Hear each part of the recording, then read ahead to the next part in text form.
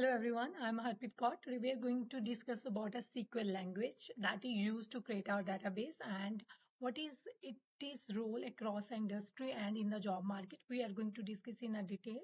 Along with that, we will discuss about its types and the importance definitely.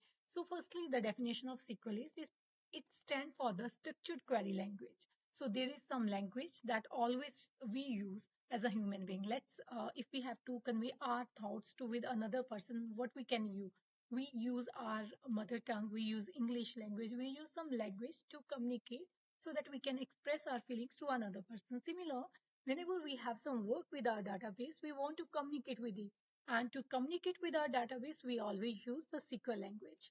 So it's used to manipulate. Manipulate means we can update, we can delete, we can create. So all these operations can be performed very easily with the help of a SQL language. So after that, the features, the most important features of the SQL is it is very easy. So its commands are very easy. If you practice 2 to 3 times, you are going to be understand how it is going to work. You it is quite obvious you have to learn a little bit the syntax. Even nowadays, the software we have where we have already created things. We just need to click and it create a tables. We can modify, we can delete. There's so many things, but still it is very easy. Then we can create, we can manipulate as we discussed, and it is has high performance, and we can efficiently do our process without wasting any time. And it is most widely used across the industry. So as universally across all the data related roles, we use the SQL. Again, simple, powerful, and MySQL, PostgreSQL, SQL Server. These are the uh, servers that we can use to implement our SQL language. So we are going to use the PostgreSQL as we have discussed. So the first one is like industry, the role. What are the industries those are using the SQL language? So it is IT and software for backend development, database management, API creations. We use SQL for the healthcare, patient record, medical inventory, research analytics, finances, banking, the most important one because many people have doing transaction, fraud detection, risk reporting, e-commerce. Now it is the most growing field and where we use the database again, and for that we need some language to communicate, and we are using SQL. And then logistics, educational, and the government, like census data, the public portals, law enforcement, data systems. For all these purpose, we use our SQL language. So the next is what are the various roles where SQL play an important role. So as a data analyst, when we have to clean our data, we have a various queries, we have a visualizations, we use the SQL to perform all these operations. Again, business analyst for dashboard creation, KPIs. We have to select the data should be in appropriate way. Some like after some time, I definitely discuss how to create a project in a Power BI. And data scientist role, the most important one for pre-processing, feature engineering, software development, back-end development, web development. It is always required. You're creating some website, okay? But in the backend, when you are storing the things, even the customers are giving you queries, customers are placing order. So there should be some database from where we can retrieve and so that we can, whatever the order they have placed, we can serve their requirements. So for all these purpose, we require some language that is SQL. Database administrator, product manager, and QA engineers.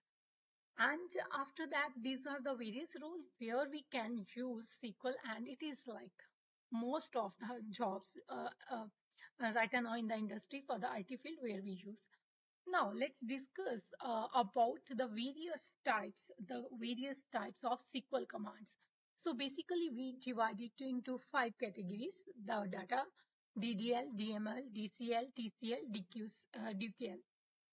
So the first one is the data definition language. Whenever we have to create the structure of our database, we always require some commands to do that. For that, we use DDL, the create the database to create the even our table.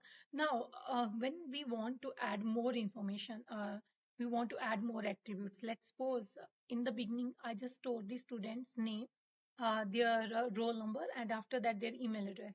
Now after the first MST, I want to store their MST1 marks, and after in the second MST, I want to store their second MST marks, and then the final marks. So what with the passage of time, I want to store more information, MST1, MST2, MST of sorry final MST. So in all those cases, I need to, that means I need to extend my tables, and I need to add more columns, or you can say attribute. So at that time I use a alter command. Then let's suppose after some time we don't require any field anymore. In that case, we can drop that one. And in some cases, when something is very absolute and we have created some new database and the existing one is not needed, we also drop that database using this command. Then we have our truncate command. Again, when we want to delete something, then we use truncate. Now, there is a one question for all of you. Please, those who already know about the SQL language, please let me know and search for what is the difference between the drop and truncate command. Please comment in below, and I will answer you and let you know in the next video. Then rename command. If we want to change our table names, then we use this one. Next one is the concept of DML, data manipulation language. Now, in my class, there are first 10 students, then 20, then 30. More students are entered. I want to enter those information into my database. I use the insert command. And let's suppose someday one student come to me and they ask, "Ma'am, I changed my phone number. My personal email ID is changed. If you want to contact me in the future or something, anything they want to update." So we use update command. Similar, any student left their college or university, then we can delete it is information. Now one more question arises here. Now you have to let me know the difference between truncate, drop, and the delete command. There is a difference. Every time I use a word, it delete, but what it delete? So definitely just let me know in the comments the answer. Then we will discuss in the next video. So next is the DCL, data control language. So now, it is quite obvious database is the main treasure of any company, and it's the most precious thing. We can't share it with everyone. No, even the employees who are working in a company, they don't have access to a whole database of a company. You already know why it is so important. If someone get access, they can use it in a misappropriate way. So that's the reason we always apply so much security on our database. So it is a DBA, database administrator, who can grant the permission, like who can access the database for what time periods. So for that thing, and second, if they want, someone left the company and we don't want now someone, some employee already completed that chunk of work. Now the DBA can revoke their permissions so that they can't anymore access the same database. So that database integrity should be maintained. So that is the most important duty. We will also make a series on DBMS, where I will discuss all those uh, point or the important terms that are related to database. But here I want to focus only SQL language. Now next one is the TCL, transaction control language. So the most important and the most effective example I think here is in the banking system. Let's I want to transfer money to my friend. So when we are transferring money, so due to some technical glitch, it's not possible. So what happened that in that case, I want money should be back into my account. If it is not, my friend is not able to get that one. So in that case, we have to roll back that transaction. So whenever, and if it is like my friend get the money, what I want to transfer, so we want a commit so that it should be on that side. And sometime in the normal cases, there is some in the backup, some mishappening is happen, our database is lost something, and during work our power is off something, we make a save points if our problem is occur in the future. But till from that point we can over back and we can save the things. So for that we use a save point. Then next one is the DQL, data query language. So data query language is used to fetch and data from the database, and the main command in this we use a select. With the help of a select, we can extract the important information that is required at the moment according to our problem or whatever the problem statement we get from the customer, that we have to present the output to them. It has many, further we can say it in many ways, write it in many ways. So we will discuss all those points.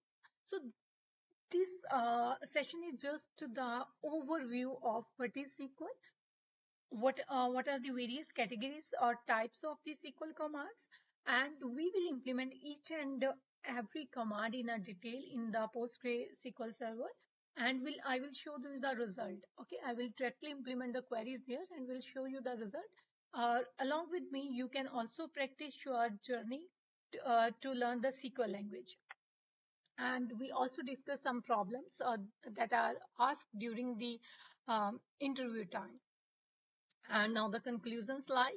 SQL is essential for interacting with relational database. Then understanding the various command and those are helpful for efficient SQL queries and the form the foundation of database development and data analysis.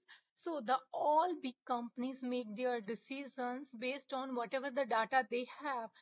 They already know what the customer want in the market.